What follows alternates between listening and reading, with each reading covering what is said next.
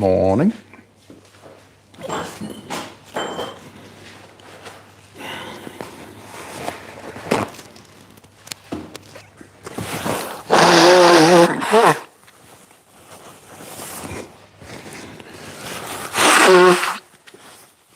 It's the siren of Jericho. The apocalypse has begun.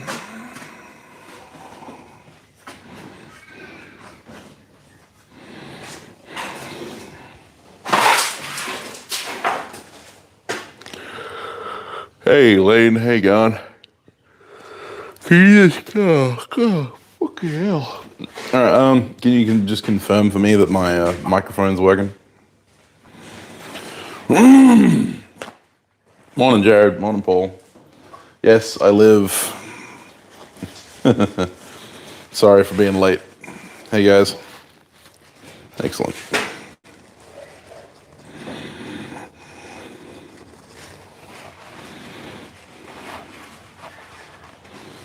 The vibrato.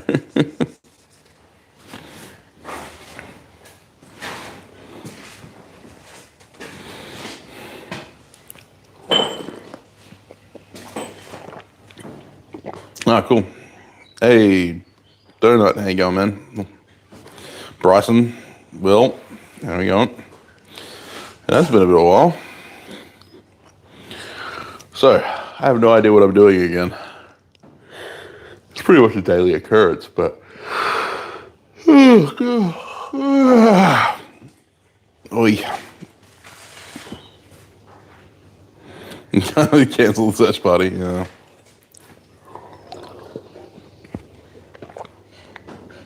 You'd be one of the first, Neil.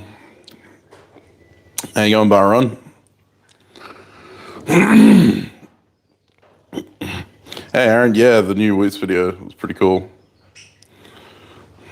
Making Excalibur. Chisels and punches. Of which variety, hot or cold? Because they're very different. They are very different.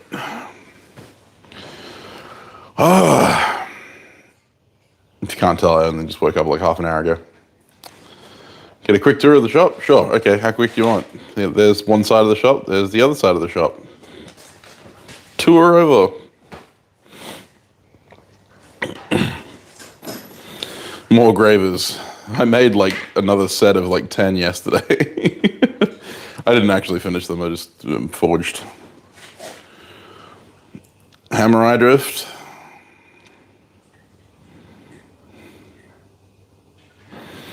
Hey, Adam. Tour of coffee. Make some tongs. What kind of tongs? A sigh. If I'm not making a friggin' rapier on a live stream. Hand's still a little bit stiff and sore. Pretty sure I bruised the bone. Hammer Eye Punch. I've already done a live stream on making a Hammer Eye Punch a while back. Thanks for the question, though, middleman. So we have Hammer Eye Drift, Hammer Eye Punch, tongs. I don't even know if I have drift material at the moment. Got to get some drift material because I got an order for 2 drifts that I have to send to Kumai. Not today.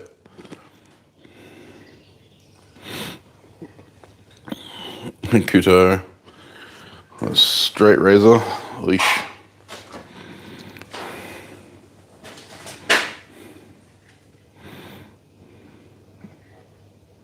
Live stream sword again.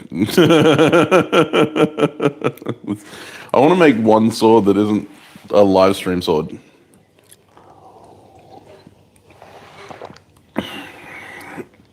Hey, Shamrock, long time no see, man. Make a set of dividers. Well, no, that would kind of defeat the purpose of me getting someone else to make my dividers for me. Something with a Forge World.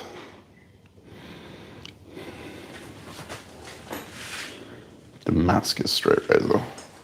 Well, I have some Damascus. So that is entirely possible.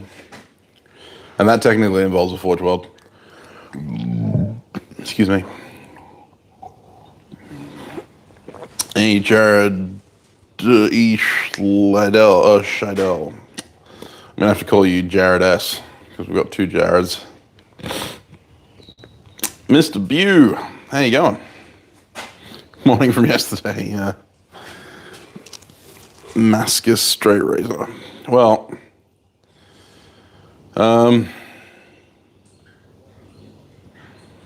straight razors are relatively easy to forge because most of the beveling is done.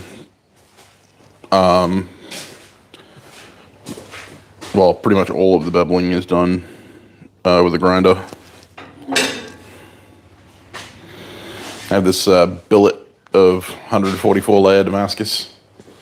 It's a tiny little offcut of a billet. The billet was about that long.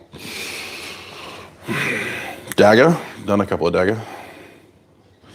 You're a Satanist or a Satanist, because Satan is spelled with two A's. I do have that new wheel. Scratch all. Fold a tomahawk. Yeah, that'd be interesting. I'm not sure how that would go. I don't really have a forge with decent space for it. Oh, I'm looking forward to it, Randy. That's going to be cool. Still need to organize to make that hammer for you. I still haven't finished the friggin' hammer that I... still haven't finished the hammer that I started last week when I busted my thumb. Wrapped axe head. And my only problem is that I've only got the little postbox forge, and it's not big enough to do most axes in. So, don't know. Don't think that's going to be a possibility. Not at this stage, anyway. When I get a bit of something that scrolls. Oh, hi, Roy. I didn't know you had a different account. Gonna make one soon. Okay, well, yeah, if I had a forge that was better suited for it, I'd do it. A Damascus snake bracelet. If you want snake bracelets, you should be talking to alien monkey scroll blacksmith knife. I've done a few of those. Trade axe. Yeah, no, trade axe won't fit. It might. I'd have to be very careful with my heat though, because if I didn't get the bend right the first time, I'd be screwed.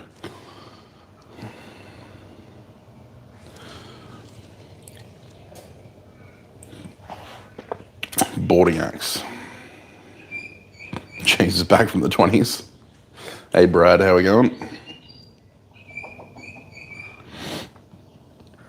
Hey Bobby. Pair of throwing knives.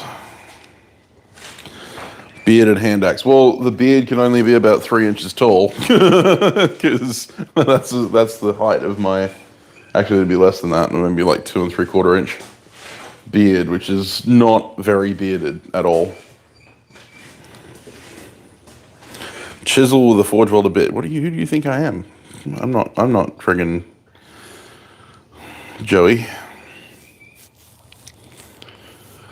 Yeah, I've had that a lot, Shamrock, and that's why I'm very unwilling to start the whole wrap die thing until I've got a bigger forge.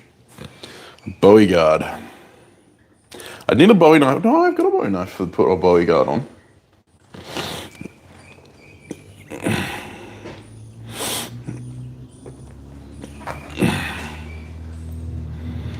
Full tang kukri hunter. Well, that's kind of a oxymoron, because kukris aren't hunters, they're kukris.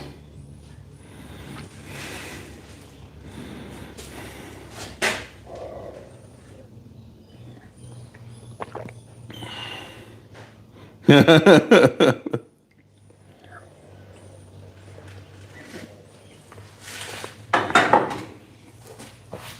mini hacksaw. Well, I'd need some mini hacks. Letter opener. That's pretty much everything I make, if you're brave enough. Microhawk.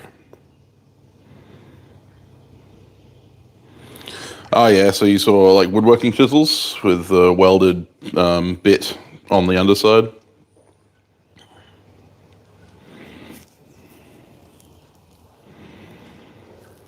A basket style on a rapier, like a basket guard.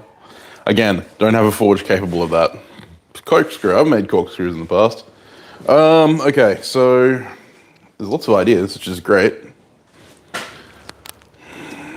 Alright, let's... Yeah, bricks are a good way to build a solid fuel forge. Yeah, we're kind of tossing ideas out at the moment, Paul. Wheeler, that is. I know there's another Paul in here. Paul Orchard. Show us a billet of what? Damascus? Here's 144 layers. Damascus Karambit. Well, funny you should say that, because I've actually got one of those in the works. That's actually what the other part of this billet is from. That's where this billet is from. So yeah. Make a billet. I could do that. I'd have to do a whole bunch of prep, though. So a triangular punch. Well, actually, triangular punches aren't that hard with a 60-degree V on my swage block. Damascus clip point. Well, there's a lot of requests for Damascus. I don't have... Well, I have a lot of 15 and 20. It's all in my car. But I have this bar down here. I need tongs because... Andy is a wonderful guy, but he also likes to put things in places I can't get to them. Ah! The last of the 15 and 20.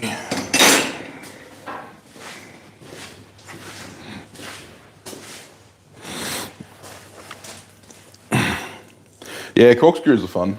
Yeah, I can do a corkscrew. Corkscrew and bottle opener set out of Damascus. What's my daily drive? I'm not sure if you're talking to me or not. I don't really drive anywhere at the moment. Thanks, Josh. Yeah, it's great. Usual tongs.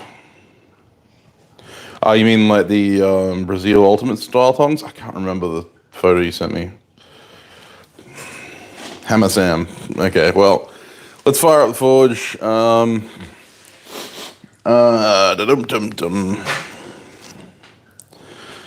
Really wish they would standardize sizes for this stuff. Oh, they did. Well, that's nice. Ooh, that's very nice. It's a shame I have no abrasives. Okay, that's not true. I have lots of abrasives, but they're all high grit stuff.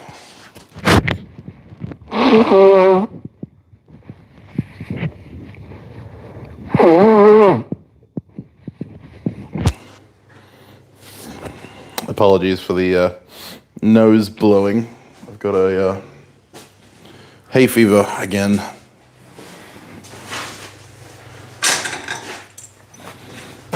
And I put my other blowtorch in the workshop, so.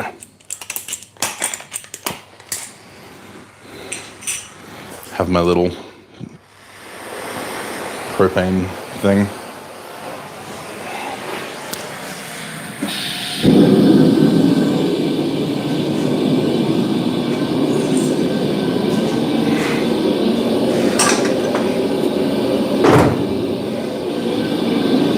They're not good for much.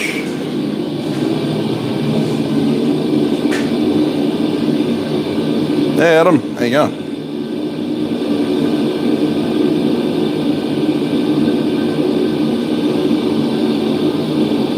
Oh, I have a Holden Adventurer station wagon. It's true.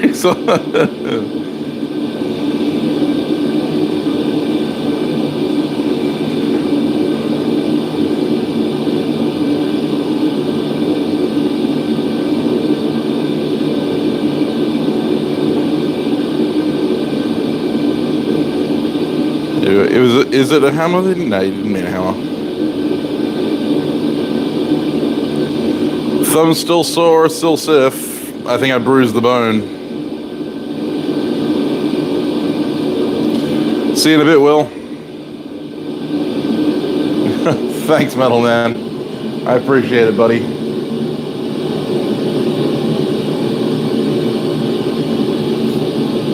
Wiley here? Where's Wiley? Hey, Wayne.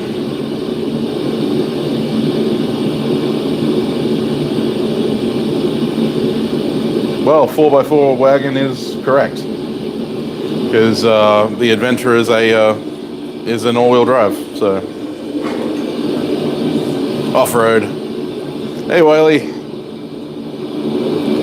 Okay, well, seeing as I have this tiny billet of Damascus, and I have a forge that's running, and people keep saying that they want a straight razor, let's forge this into a straight razor. I'm gonna have to work out the best way to approach it. I think I'm gonna go for a 2 3/4 razor, like the more traditional thin line razors. Maybe not a 2 3/4.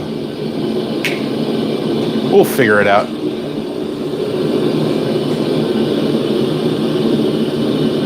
Am I then gonna use it on straight? Probably not. We're not gonna finish it today. There's no way. A, because I have absolutely no abrasives except this very worn out Zircon 40 grit.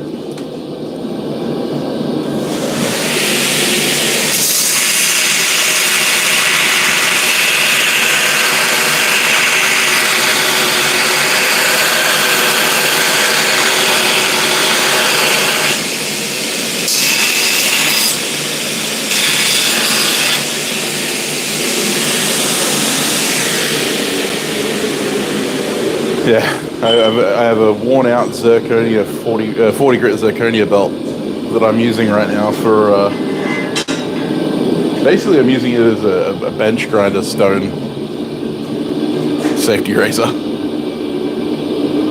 What? I'm yelling? Since when?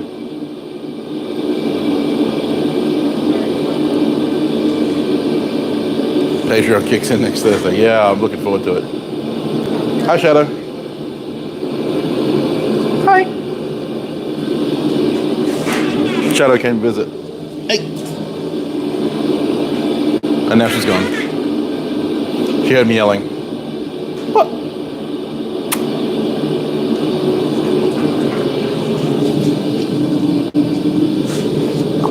Come with me, baby.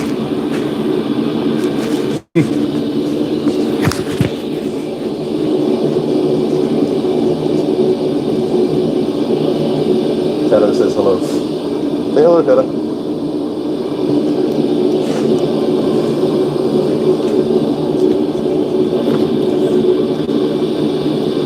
What?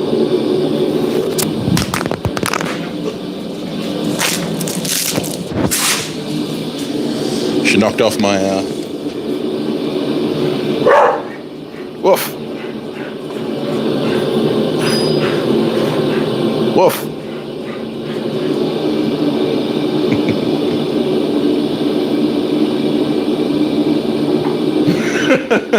Good one, Aaron. Yes. Sadly, I had a bit of a crap run of luck with the finances. I had a deal fall through. Hey, girl, there you go, mate. I'm currently working on my blacksmith's tree. Family tree entry. Yeah, she helps a lot by staying out of the shop.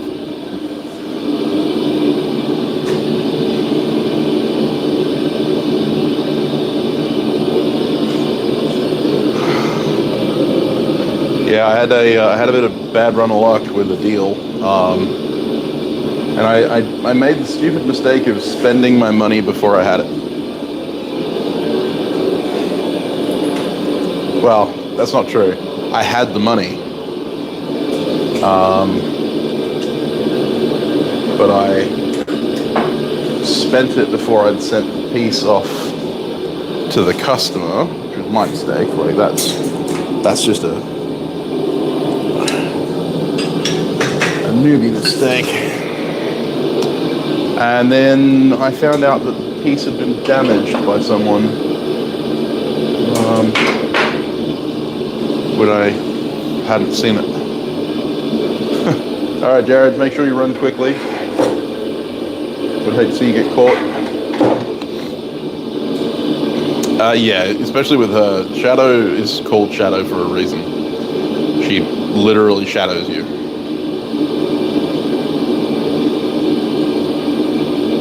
Yeah, it really did, Bob. So, but unfortunately, yeah, I got the money for that through, and I spent it basically on abrasives.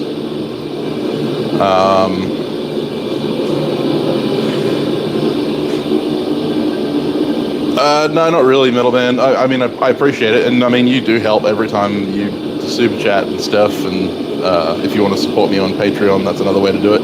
That doesn't give YouTube 45% of what you give me. My PayPal link is now in the description as well. I finally got to it. Aaron, thank you for reminding me.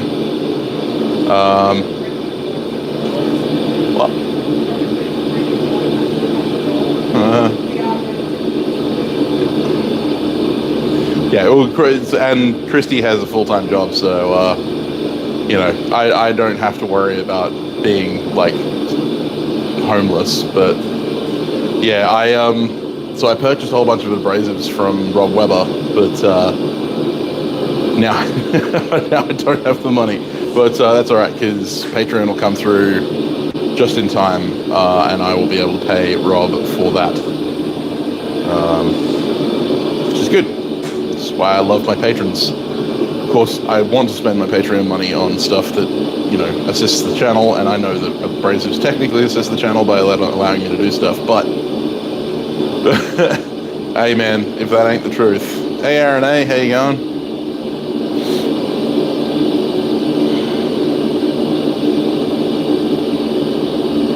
Hey Barnaby. Hey Joel. I'm making a Damascus straight razor. I do insure my shipments. It depends. If I'm sending them domestically, then I don't. Because I'm basically covered by the express, because I only ship express inside Australia. But on international parcels, I always do.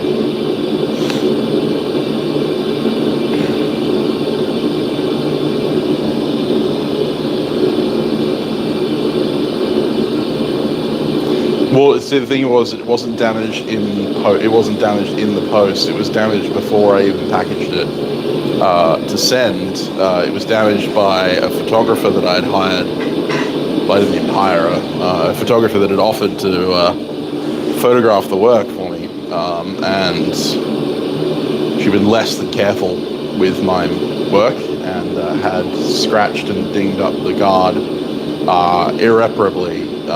At least for the finish. Like it's repairable, but it's gonna, yeah, it's gonna be ugly. Yeah, FedEx when it absolutely has to get lost. All right, Randy, have fun with it. Have fun. Thanks for letting me know. Fair enough, Joel. That's got to be a bit scary. Hey, Zachary, how you going? Yeah, well, it's especially painful because there's no recourse for the damages. Like, if it had been a hired photographer, then there would be recourse for me to request refund from them, payment for the damages. But because it was just a friend, you know, doing me a favor, basically, I'm shit out of luck. So. Don't let your friends do favors for you. Other than the pain. What pain are you in? I hope you're doing okay. Hope it's recovery pain and not just, you know, damage pain. Yeah, so I made a silly mistake by trusting someone with some very important and expensive work. Spondyloarthritis. That doesn't sound good. My wife has osteoarthritis, so I'm familiar with types of arthritis. Pretty sure my hands are going to end up with arthritis in them from the amount of times I whack them with hammers.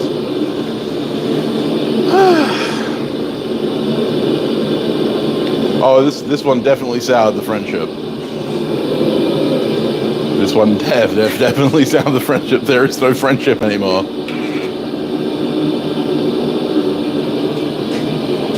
There are two things I value most highly in my relationships, and the first among them is honesty. No one's perfect. People make mistakes. But if you make a mistake, it is your prerogative as a friend to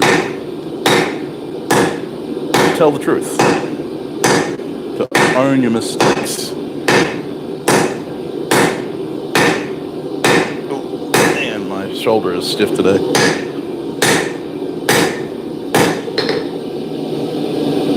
D-Lab? I think that's a D-Lab.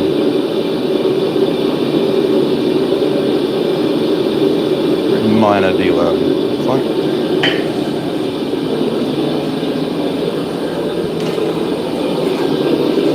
Piece of the outside jacket didn't weld.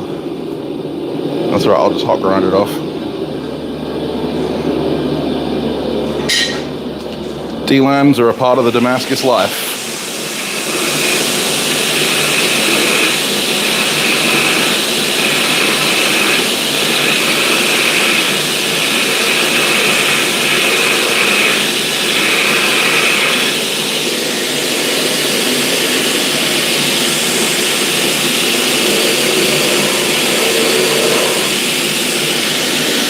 And as you all know, I didn't choose the Damascus life. The Damascus life chose me.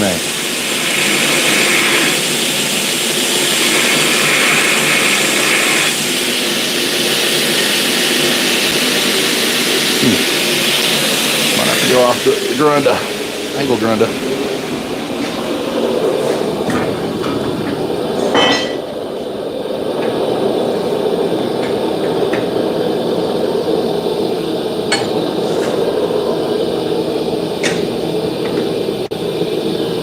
Hopefully it's not too deep.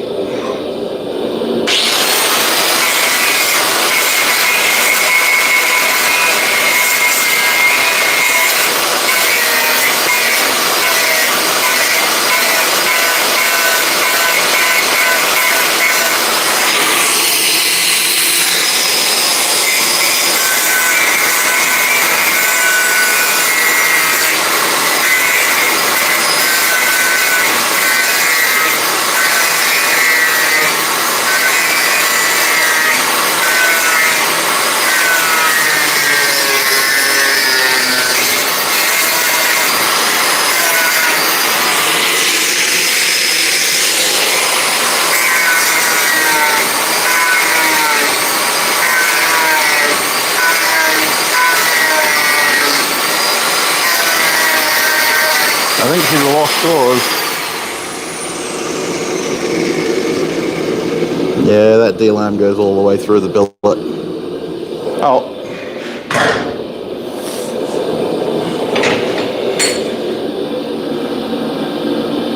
Yeah. Weird. I know that the rest of the billet's completely solid. Mainly because I've already made the knife out of it, so...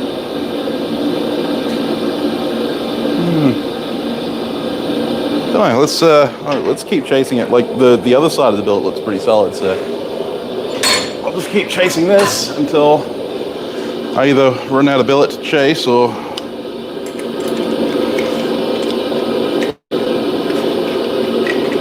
I was grinding with a cutting disc, which is a no-no. That's alright, we'll trade out to a proper grinding disc now.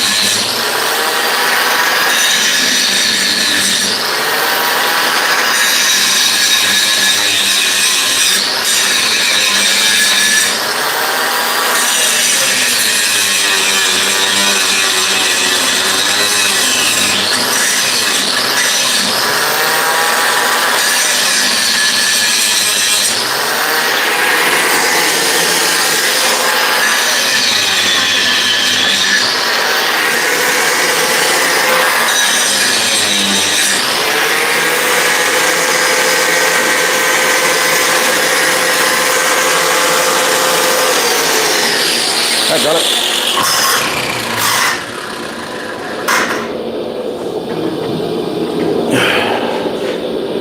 Thinned it out a little bit.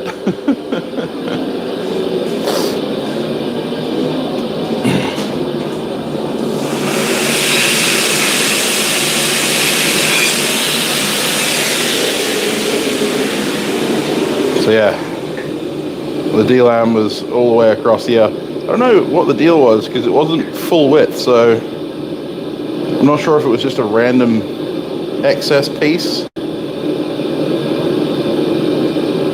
Anyway, we can continue with the piece.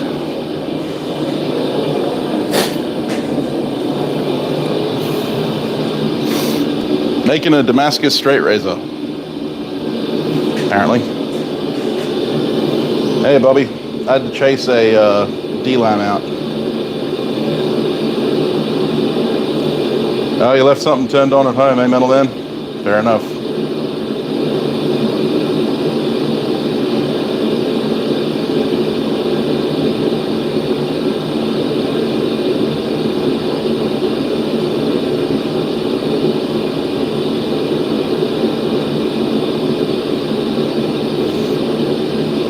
Oh, did Aaron leave?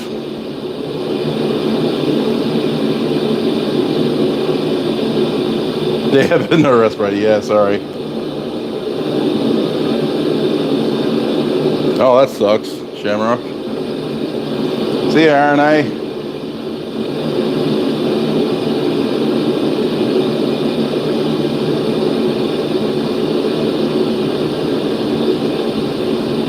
How do I keep my camera from shaking when I forge? Very heavy concrete pad that it sits on.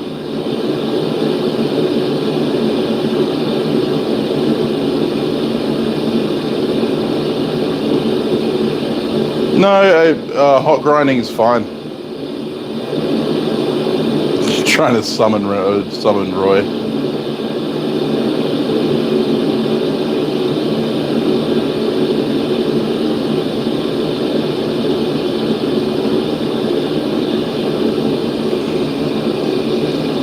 Thanks, Alex. Yeah, no, it's the Damascus is already made. I just had a bit of a D-lam in it, so just ground that out. All good, Alex. See you later, mate. Awesome work on that Kumai. Again, anyone who hasn't seen Alex's Kumai knife should go follow him on Instagram. Hey, Frank, how you going? Hey, holla.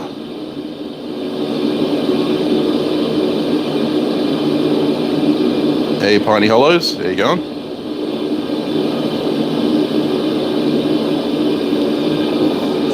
Making a Damascus straight razor. Yeah, Roy doesn't drop in on my lives as much as he used to. He's a busy man. Busy man. But he does still occasionally drop in to say hi.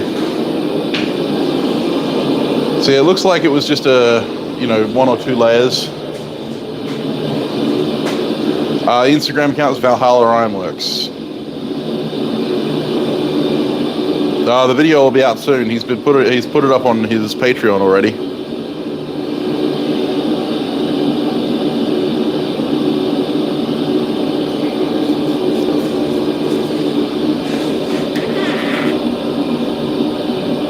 So let's hope that when I hit it, it doesn't delaminate again. There's a reason that most Damascus makers call the ends of the billet near where the handle's welded on the crummy ends, because they're crummy.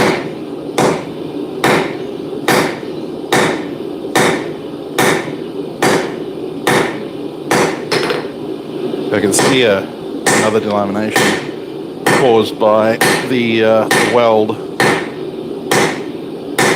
trapping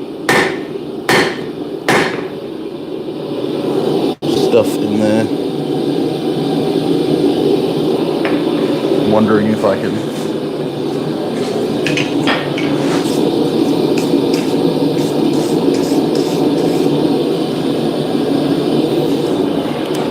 see how it goes. I may be able to weld that back in.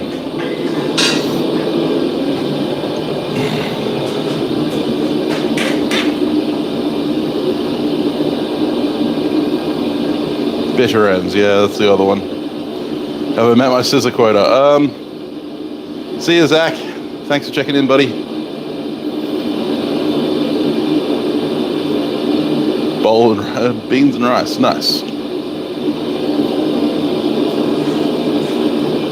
I do use flux. Well, sometimes, not always. My wife doesn't want to cut her hand off.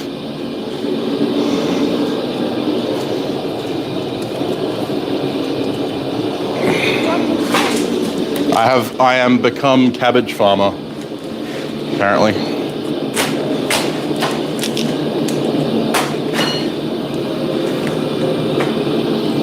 Cabbages.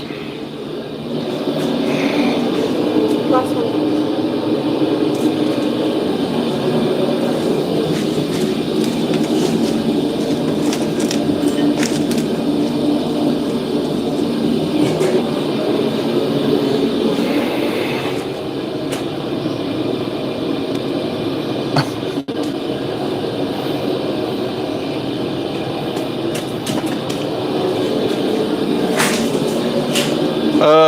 The thumb is still very sore and stiff, but it happens. My cabbages!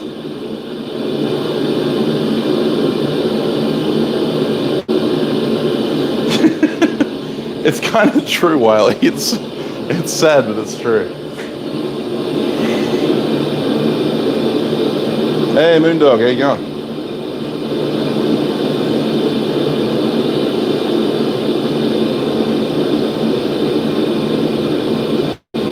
The shoulder's not too bad, but the thumb is definitely still a bit stuff.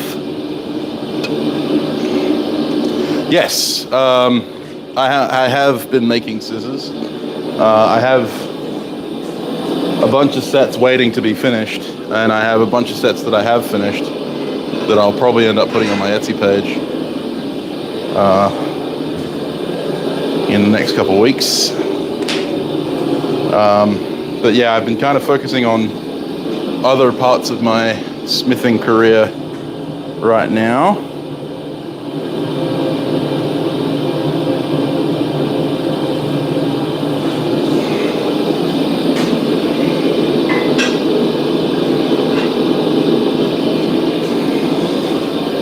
We're fluxing things up around here.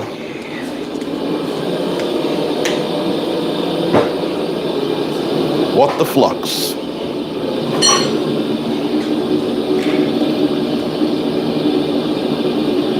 Thanks, Moondog.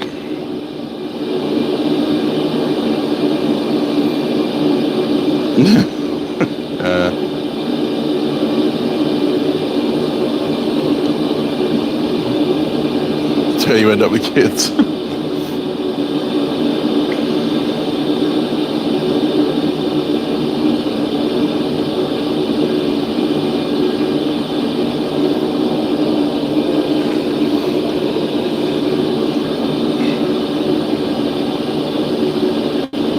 Fair enough. Just added food to your bowl of Tabasco sauce. Well, that's good. Food and Tabasco sauce do tend to go together well.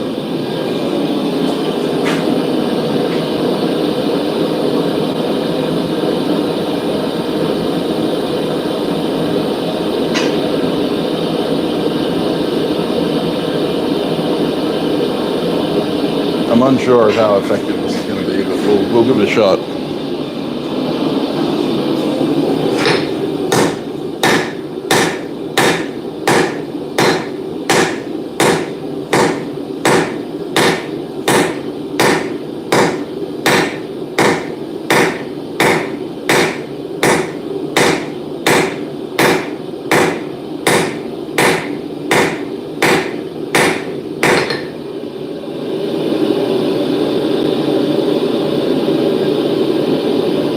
Not sure how long this handle's going to hold on.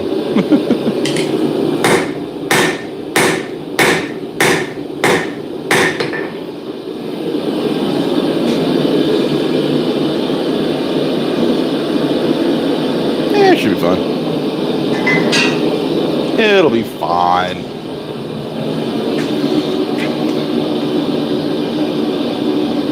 Hey, Techron, how you going? Damascus.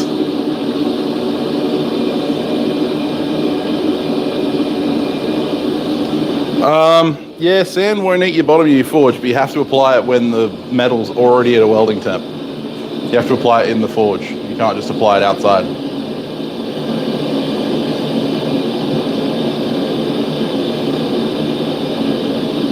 Sriracha. Yes, it's the acid in the acid. That's correct. Borax is boric acid. And when heated, becomes incredibly reactive. Sand won't eat your forge, but it's a different, it's a different kind of application. You need to apply it when the steel is ready to melt the sand, which is at welding temperature. So you can't get it to stick otherwise. Which is why it's no good in a gas forge. You know, you can only use sand in a charcoal forge.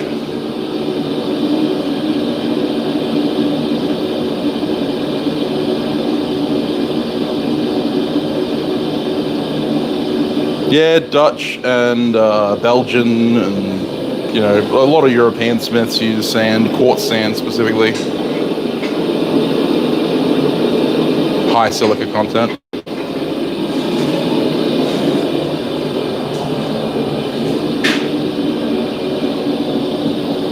Lafitte plates, yeah, well, I'm kind of glad you can't because they're really toxic.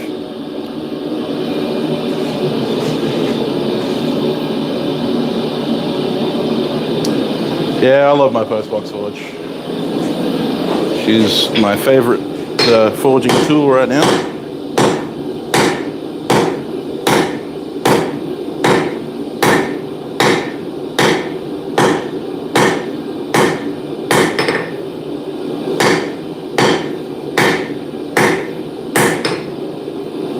I'm just drawing this bar of Damascus down to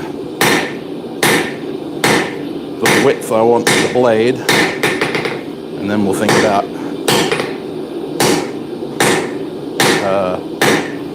doing the tang.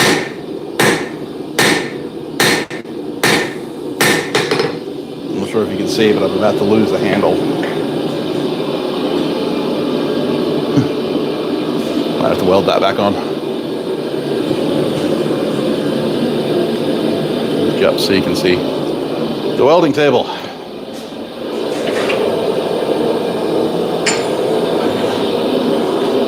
Always preheat your welds.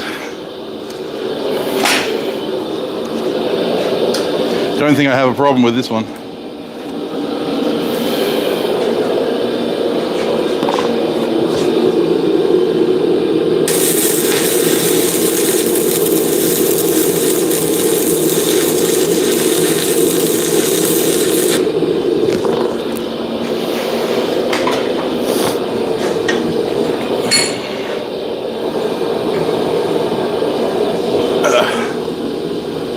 Turn the amps right down.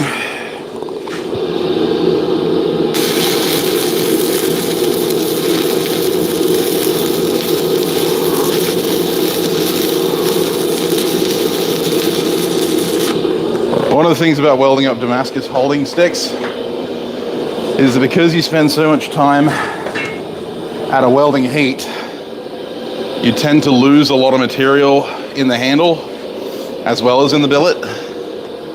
And so you really need to bulk up your welds. Unlike with,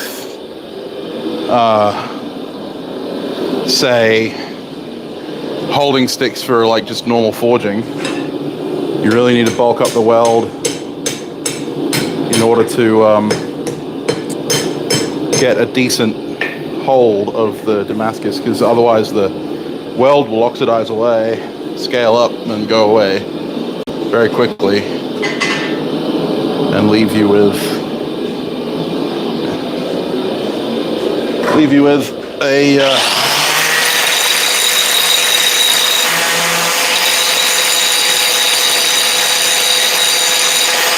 broken off handle.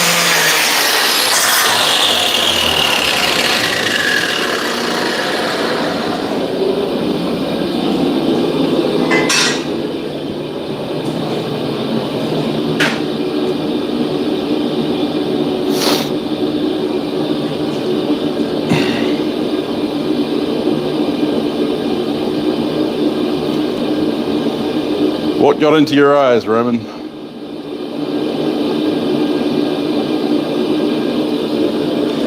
Yeah, sure, Weld. The thing is, in many countries in Europe, borax is actually prohibited, so you can't buy it. So Sure Weld is kind of like Iron Mountain in that it's a custom forge welding flux.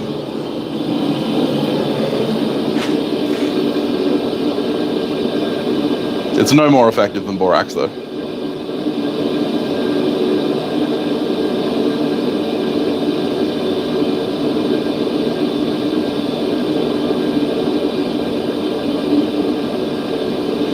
Yeah, I saw the video with Lafitte plates.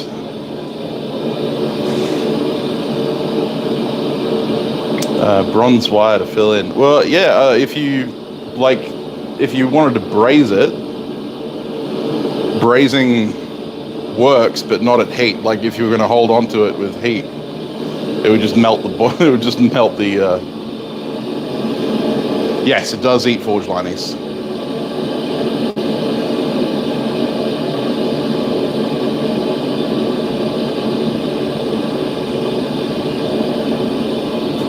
No flux of you. Yeah, well, that's one of the other advantages of a postbox forge. Provided you have a floor in the postbox forge, like a hard brick at the bottom, then your piece doesn't have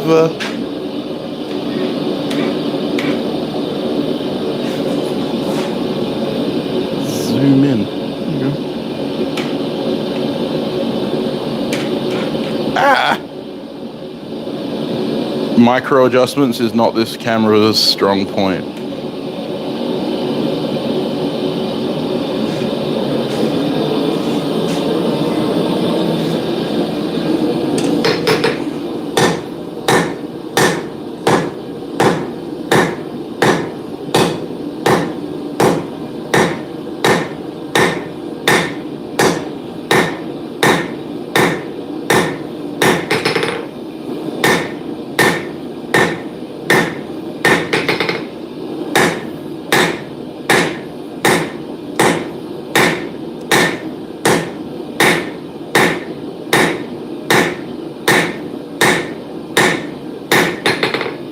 We're still pretty thick, so you don't need to draw that out a little bit more.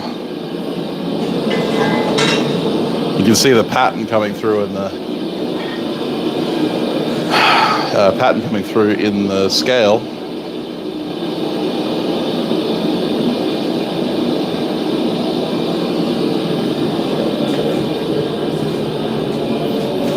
Hey, Tim Pollard, how you going? Hey, Matt.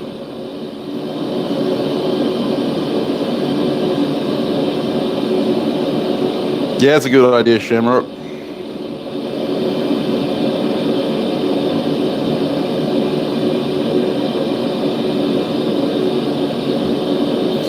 Uh, 20 multi borax you can use straight out of the box.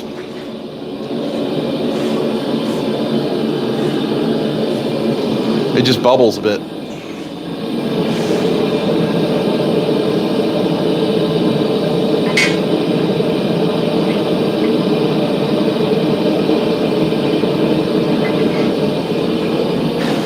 Because the stuff that I'm using today, Glitz Green Borax from Bunnings, is exactly the same stuff as you get from 20 mil team. So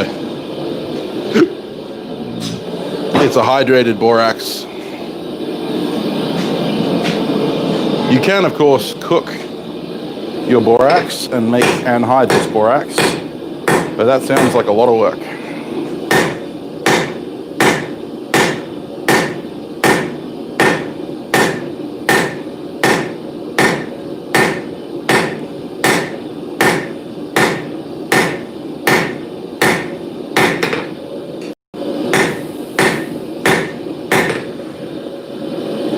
Drawing that bar out into a more manageable size.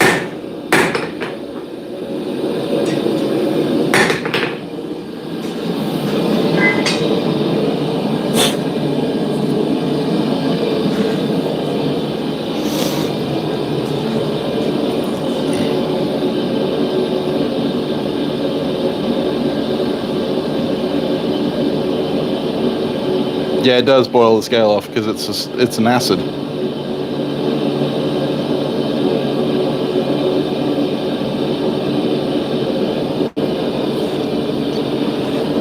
Yeah, basically, yeah, you just melt it down on top of a charcoal forge, or you need to get it pretty hot.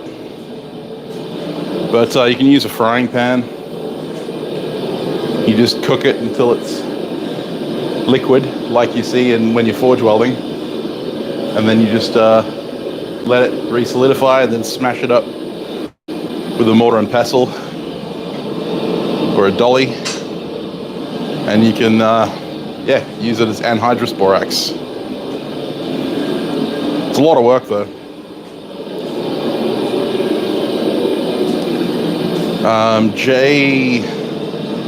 Is it JPL smithing, something like that? She did a video on how to make anhydrous borax. Hey, Hans. How you going, mate? Well, it's proof that I've been using it, and it's not really beat. It's just, you know, scuffed. There are a couple of dents in it, but that's because I'm, you know, not very good at directing my hammer blows.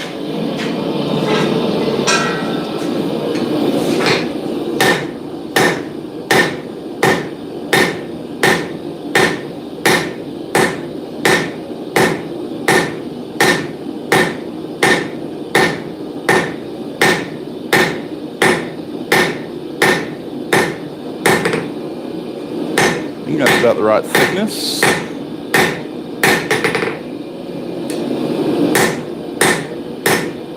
Thickness with 2 C's. So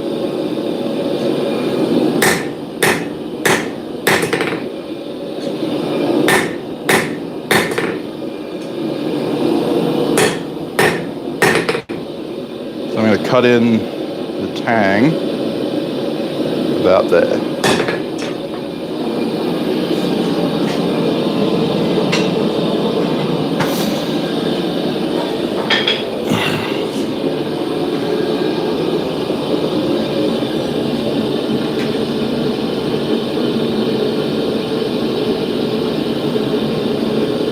Offered a trade for it, Randy.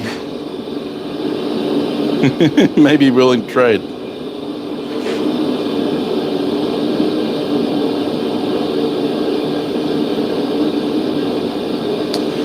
So the functional difference between anhydrous and hydrous borax is that hydrous borax has water content, which means that when it hits hot steel, it bubbles off, and you actually can get the borax flaking off and not actually sticking to the billet. And all that means you need to apply a little bit more than you would with anhydrous. Anhydrous borax, because there's no hydration in it, there's no water in it, it just sticks to the surface and immediately wets the surface.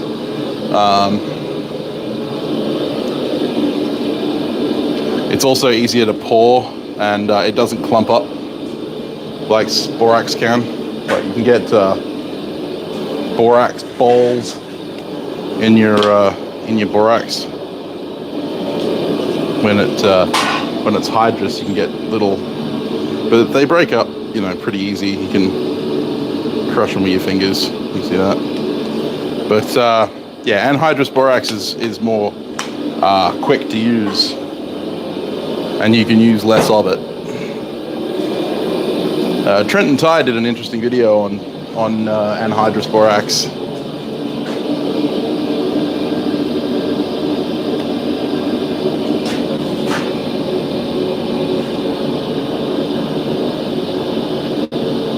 Well, it'll stop it from getting any more hydrous, but the water is kind of inherent to the piece, so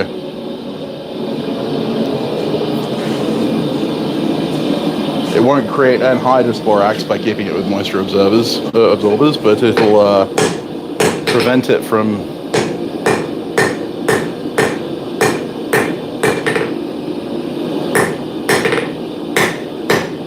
absorbing any more,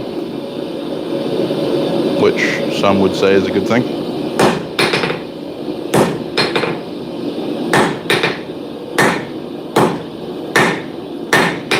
Okay, there's a set down for the, I don't know if you can see the patterns coming through. in the scale.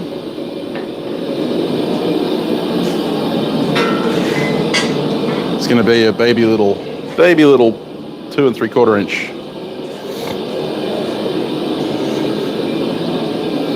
I'm not sure if it's 2 3/4 inch. It could be 2 inch. I didn't measure. Let's have a look. Probably a 3 inch razor. It'll be 2 3/4 once I finish grinding and stuff.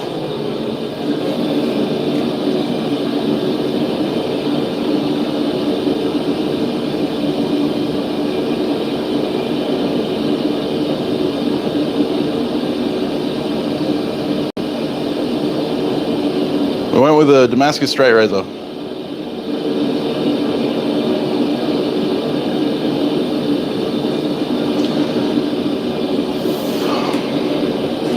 Iron filings with anhydrous borax is good if you're doing blacksmith welds with like for like, you know, axe bits or forge welding tong reins and stuff.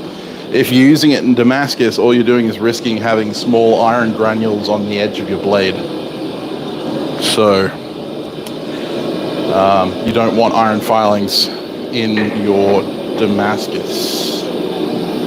But it's really good for increasing surface area in blacksmith welds, like tong rein welds and stuff. That's why Lafitte plates were a thing. Lafitte plates had the active ingredient being hydrous borax, or partly hydrous borax. There was something else in it, but then you had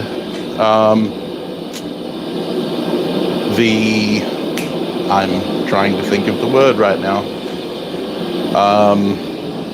There was a mesh in the Lafitte plate. It's just an iron mesh that helped with surface area and grip in the weld.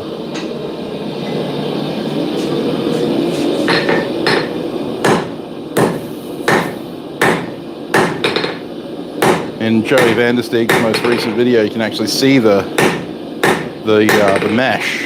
As they're doing the jump weld, you can see the mesh clearly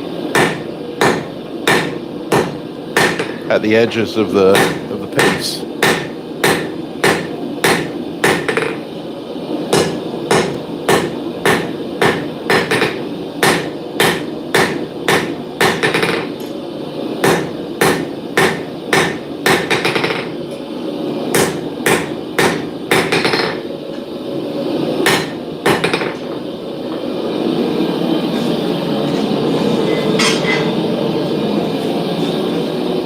Getting that isolation down.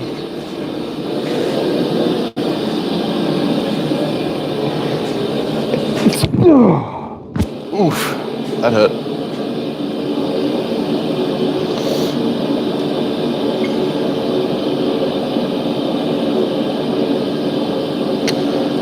Yeah, well, the original, quote unquote, original Damascus was Wootz steel, which is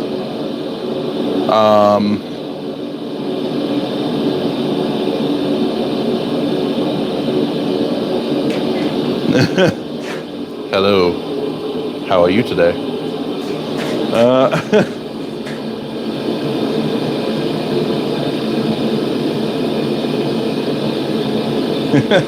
Fair enough, Shamrock.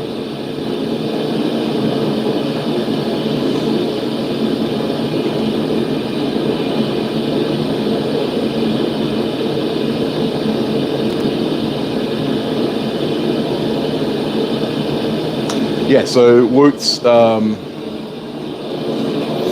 it didn't come from Saudi. Wootz actually originated in India and Sri Lanka. And Alexis Seishi. I'm imagining that says Alex says hi.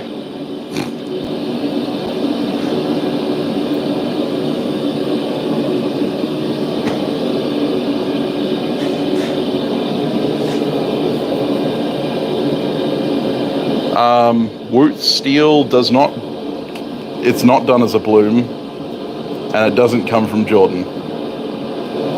I'm I'm not sure where you got that information from. Wootz is a crucible steel, not a bloomery steel. Alexis says hi. Hello, Alexis. How you going? I thought you were talking to Alex on a different platform, maybe Twitch. Yes, the groove does make it very identifiable.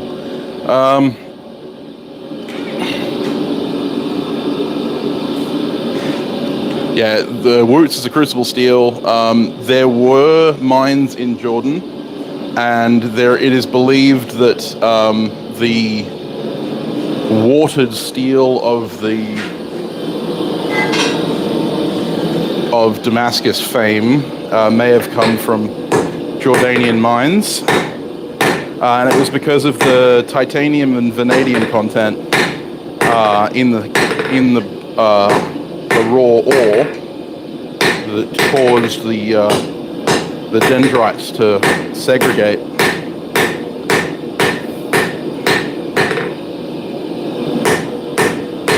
So prettily. But patterned Wootz steel had been around for many, many centuries before Damascus made it famous. The reason that Damascus was famous, Damascus steel, was purely because it was the first time that Europeans came into contact with it. Was in Damascus.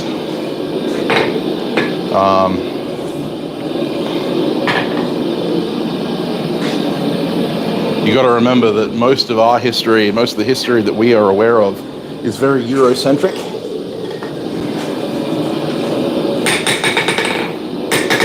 The Eastern world, India, Sri Lanka, that kind of area, was well aware of Wootz and its abilities for centuries before the Europeans got hold of it. Now, I know that there was the case of the Ulfbert, again, which may have been traded through the Volga trade route during the great age of Vikings, but it was very rare. Like, there are only 20 or 30 originals known at this point. It's not as common as people make it out to be, especially since the Secrets of the Viking Sword documentary came out with Rick Ferrer. You know, everyone's obsessed with the Ulfbert, but realistically, it was a very uncommon piece, even in its heyday.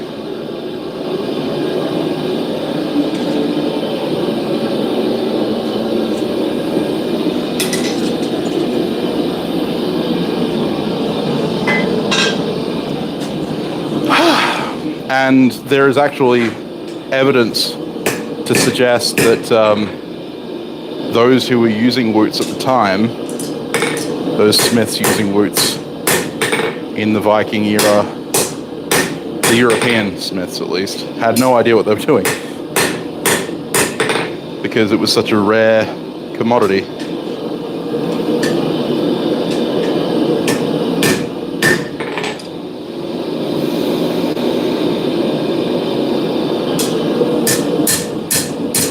But it is, of course, all speculation because we can't know. It is literally physically impossible to know.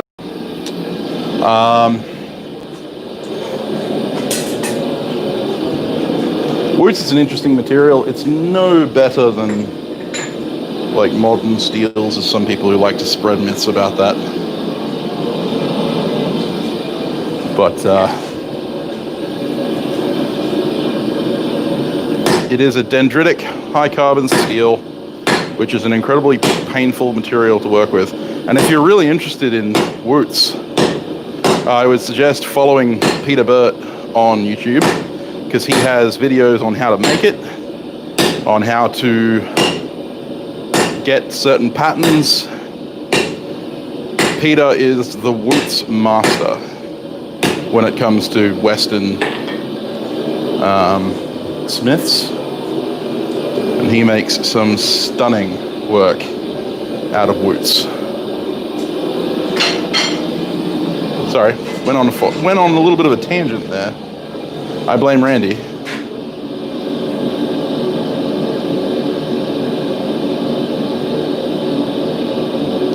Hey, Damascus.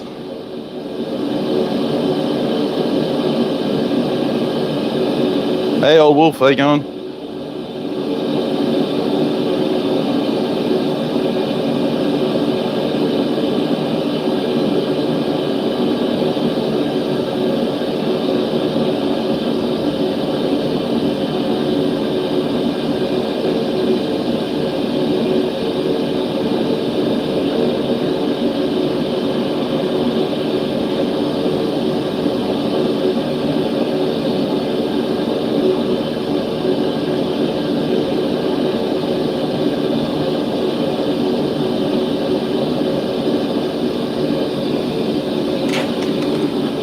Yeah, it was speculated that some of the ore may have come from Jordan, but you've got to remember that, again, the ore that was coming from Jordan was being sold in Damascus. That's not where Wootz originated.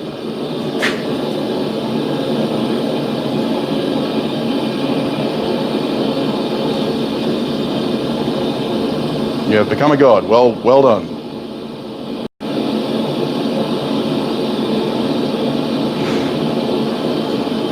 If it's done well, Wootz can be beautiful. The thing is that something that they don't tell you about Wootz is that like 9 out of 10 Wootz blades don't actually have an appreciable pattern.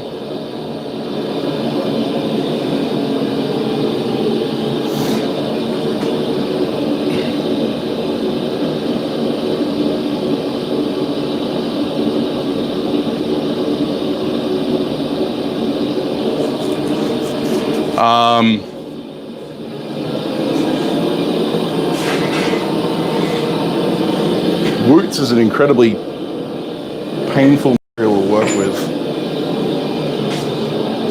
That's why I suggest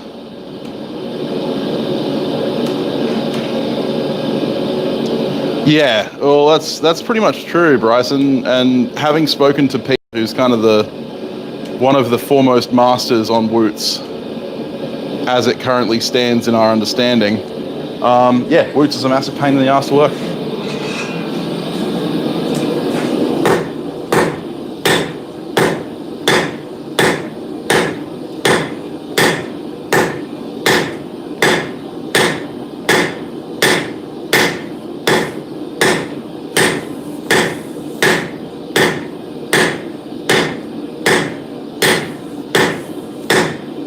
And that's because of the dendritic nature of the material. Carbon dendrites are a massive pain because they're very, very structurally brittle.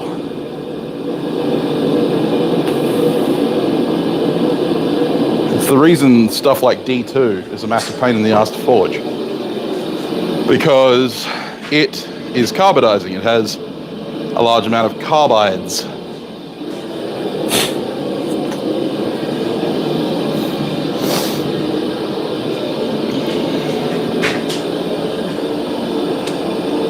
And carbides are not malleable.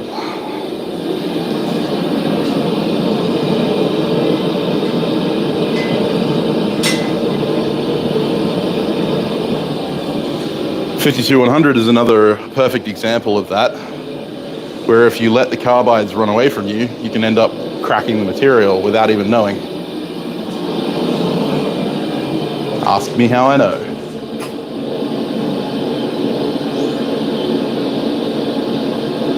Yeah, precisely right, Damascus.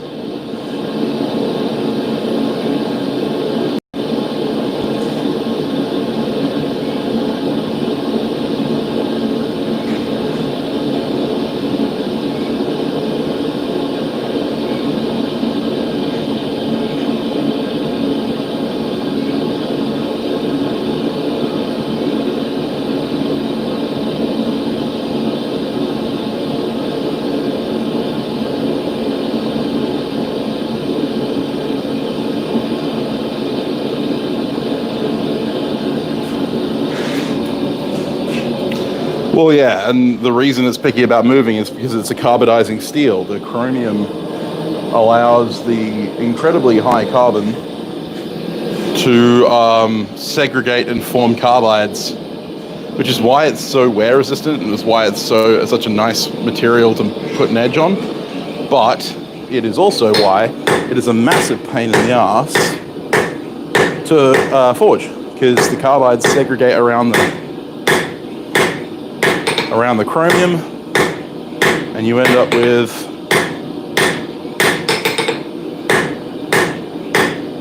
an unmalleable or non-malleable material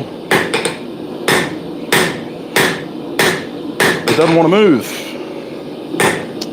And then you try and move it and it cracks.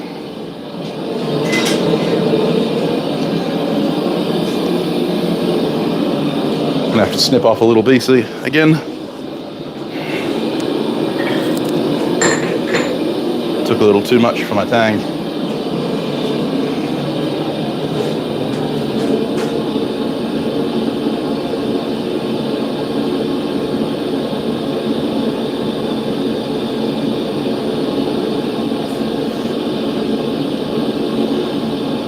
Hey, Undaunted, how you going? Hey, Moondog. Hey, Paul, how you going?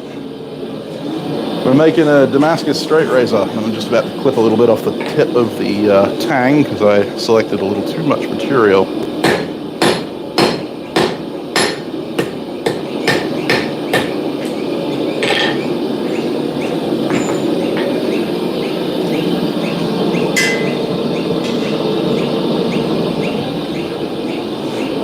It's just 144 layer random pattern. Nothing special.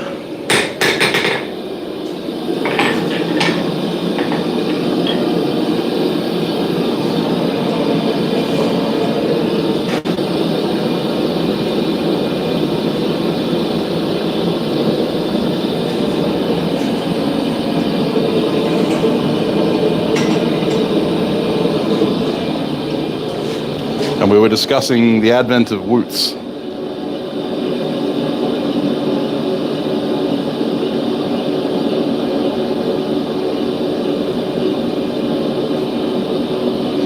I have not made any bloom steel. I did help in making some hearth steel, which is a similar process, except you use already formed steel or iron to create a workable bloom. It's not the same as making a bloom because bloomery steel is actually created from ore. And in this case, we were using swarf from grinding and stuff like that to create a half bloom. It was still fun. Still a lot of fun.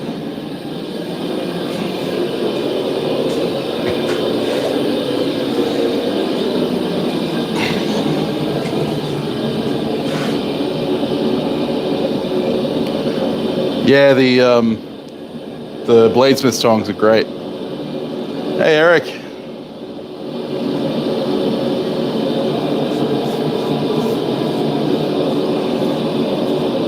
Yeah, O1 powder, no, I haven't found anything. Hey, Netley, how you going? To be honest, I've seen people just throw chunks of O1 in rather than using powder if they want to make woots. Niels Provost did a whole series on making woots, and that's what he did, was just chuck a lump of O1 in, because remember, you're liquefying it anyway, so you're going to end up liquefying the chunk of O1 as it proceeds to melt in the crucible. So I wouldn't be too hung up on powdered materials. Powder would be easier to weigh, you know. All good.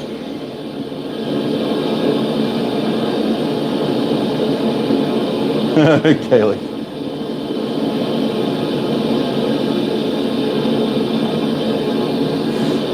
So a half bloom is normally you're carbonizing a low carbon material. So, you know, we were using mild steel, shop floor sweepings and stuff.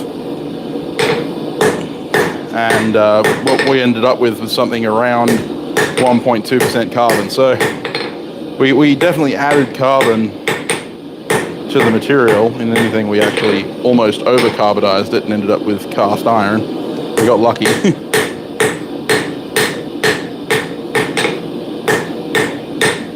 I would like to do a bloomery smelt out of some raw ore, but it's a little bit more complex of a task.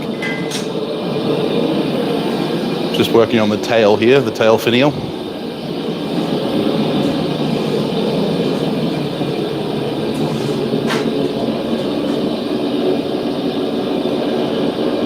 So adding carbon is a bit of a weird thing. Yeah, so because you do the hearth steel smelt in a carbon-rich environment, because you're using charcoal to smelt your steel, it's done exactly the same as a bloom. And then it's all about how tall your smelt stack is, and how dense your charcoal is. The lighter density the charcoal, so you know, pine, stuff like that, and the more air you force in, the more carbon you are likely to add to your material. And the taller your smelter, the more time and the larger the neutral atmosphere that the smelter has to add carbon. Because what you've got to realize is that iron is an incredibly reactive metal. It starts reacting with oxygen almost instantaneously when you clean it off. Even though steel looks shiny, when you take it off the grinder, 5 seconds after you've taken it off the grinder, it started to oxidize already. And so in a neutral environment surrounded by carbon dioxide, what ends up happening is you have some of the iron converting to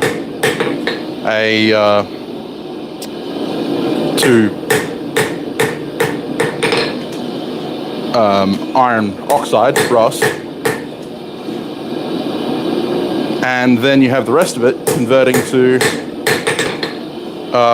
carbonized iron. And then what happens is the iron oxide reoxidizes, the oxygen links up with carbon, and you end up with a carbonized material.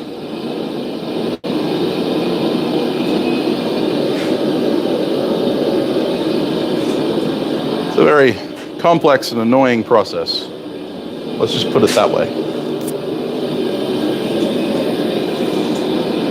But it's much the same as bloomery smelting. If your bloomery smelter is too short, then you won't add carbon. You can still get a bloom, but you're likely to have a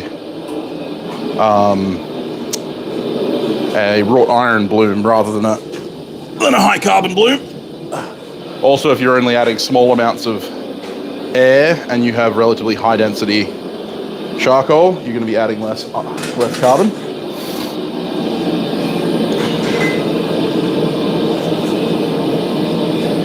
And so it's all about mixing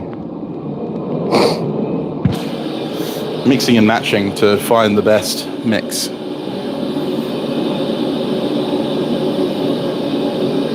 Three-inch round, geez.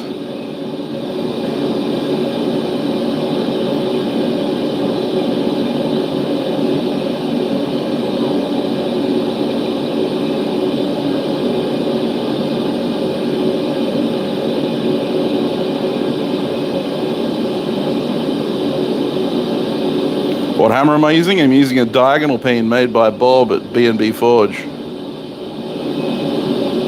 Morning, Floyd.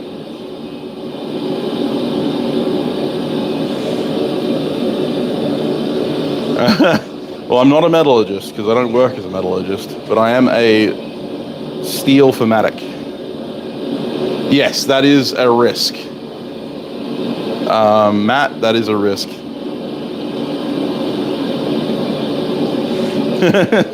Yeah, precisely. Yeah, if you over carbonize your bloom, you will end up with a bunch of unusable cast iron,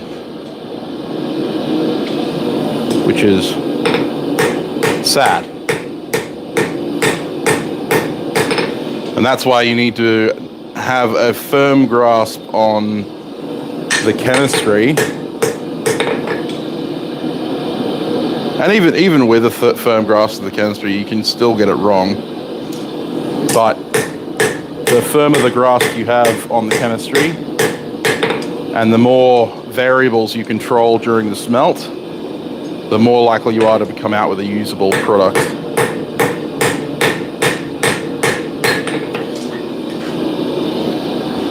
These days we have the advantage of being able to access high-grade ore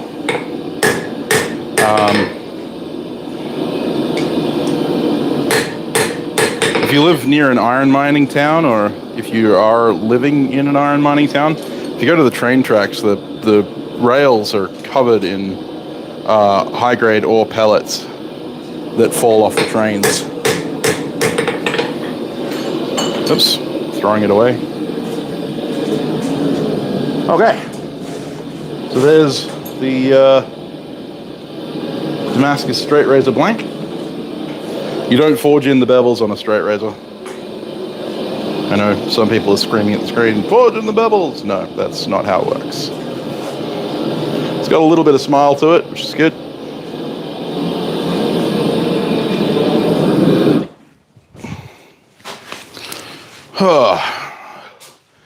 Might actually be able to use this one.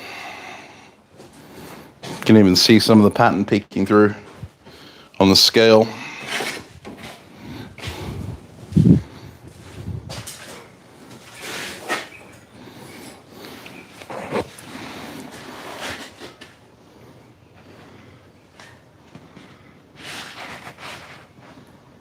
Can't really see anything on this side, but here along the edge, right there, you can see the pattern.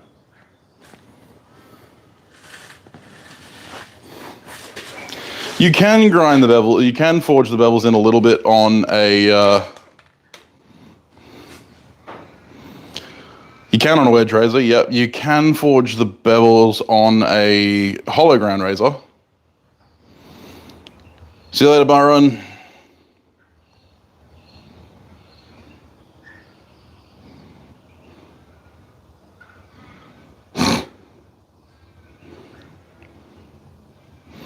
Three-inch rounds of H13, that's crazy. But yeah, so you can forge bevels. It depends on the shape you want, basically, at the end of the day. If I wanted a little bit more smile in the razor, then I would forge the bevels in just to give it a little bit more kind of curve. And actually, I'm thinking about it. Nope, I'm just gonna what it is. But yeah, if you can forge the bevels in on a hollow ground razor as well. It's just you have to be careful of making sure that they're central so that when you grind your hollow, you can get it right. Welcome to the channel, Bryson. That's how it works. Yeah, the oldest form of razors were literally full flat ground. The reason that hollow ground razors became popular is because they're easier to sharpen, basically. That's basically the rule, is that they're easier to sharpen. But yeah, so this one's going to be a hollow ground razor. It's going to have a 12-inch hollow. I should probably do a 3-inch hollow on it because it's a 2 3/4 inch. Maybe I will do a 3-inch hollow. All right, I'm going to do a 3-inch hollow on this. No, you can forge them freehand. You just got to be careful. Yeah, so this is one that's going to have a 3-inch hollow grind. Nice deep hollow grind. It's currently quite thick. I think it's around, it'll be about 6 mil, I reckon. Yeah, it'll be about bang on 6 mil. Got my vernier calipers here.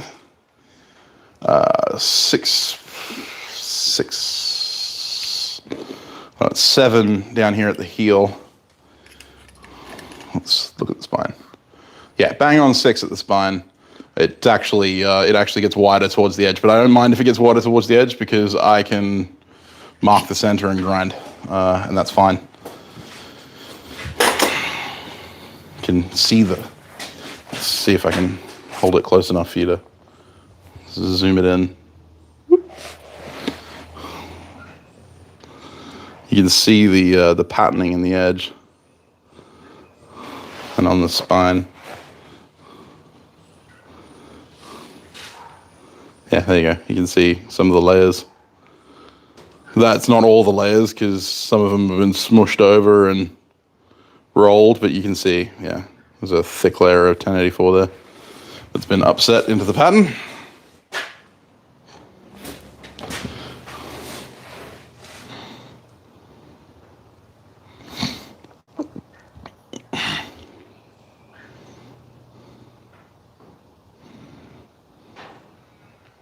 At any temperature?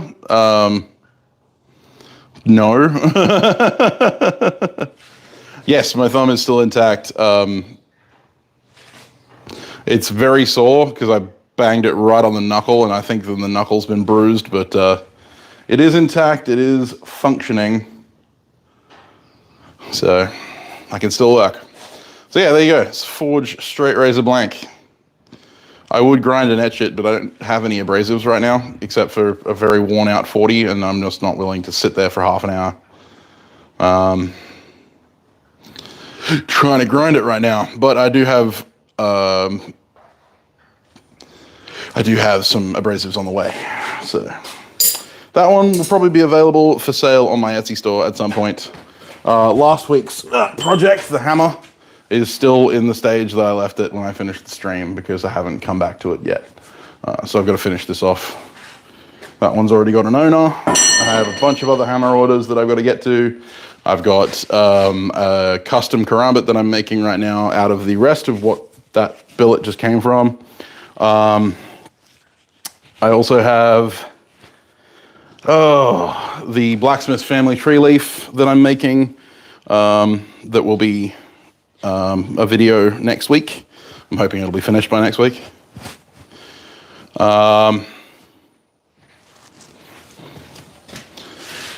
Yes, so yeah, it's gonna be a pretty full-on couple of weeks for build videos and stuff like that. Not sure what next week's stream is going to be, and I'm streaming a lot on Twitch at the moment. For those of you who don't know, I have a Twitch channel. It's linked down in the description below, where I do all of my engraving stuff. So if you're interested in watching me do my engraving work, my Japanese horomono, then go and follow me on Twitch. All of my forging stuff, I'm still going to be doing live streams on YouTube, obviously, but this will all be forging content, blacksmithing content.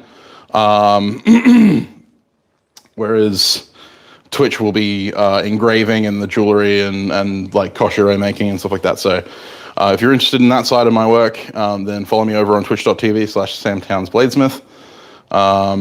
The Damascus in this straight razor is just simple straight layer, random pattern, and it's 144 layers. So yeah, it'll be an interesting random pattern because the billet got smushed around a bit, but yeah, it is just a straight layer Damascus. I may make something a little bit more fruity for next time. Maybe we'll do a Damascus billet next week if I'm prepared for it. I'll put up a poll and I'll put up a couple of options and you guys can vote for what you think is going to be best. But anyway, with that being said, I'm thankful for all of my patrons. They keep my head on a swivel. I got to keep an eye on them. No, they are fantastic people, and they keep me going. They are honestly a driving force behind a lot of this content. So thank you so much to them. Alex will be having a Kumai video out very soon, so make sure you go and watch that. That's going to be really cool. I'm not watching it until I've made my own, so whatever is the hardest work. Gee, thanks, Bob. I appreciate it.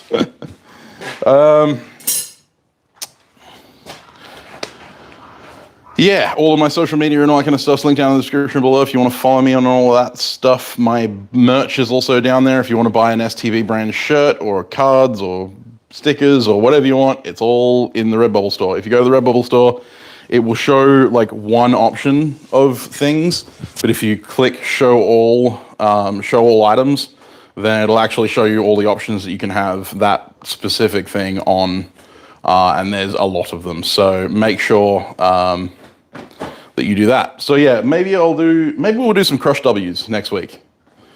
All right, so we'll do some crush W's. I'll make some Damascus and we'll crush it up and make some W's. I have a whole bunch of 15 and 20 now, so I'll be able to do that. Cool, and then I'll be able to use the crush W's for something. Thanks, Techron. I appreciate it, mate. Thank you, Roman. But yeah, anyway, yeah, so thank you very much for watching. Hope you enjoyed.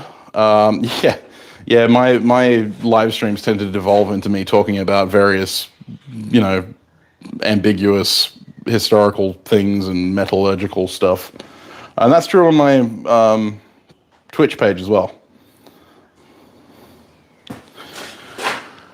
All right, guys, I will check in with you later. I'll have a video out this Wednesday, probably making the Blacksmith family tree leaf, I'm hoping. If not, then it'll be something else. Who knows what that'll be. And then I'll have another couple of little videos coming very soon, including one really cool one, which I did with another Australian maker last week. I just haven't had a chance to get around to finishing it yet. Anywho, thank you very much. Have a fantastic weekend. Stay safe out there. There's a lot of craziness going on, but I'll see you next time.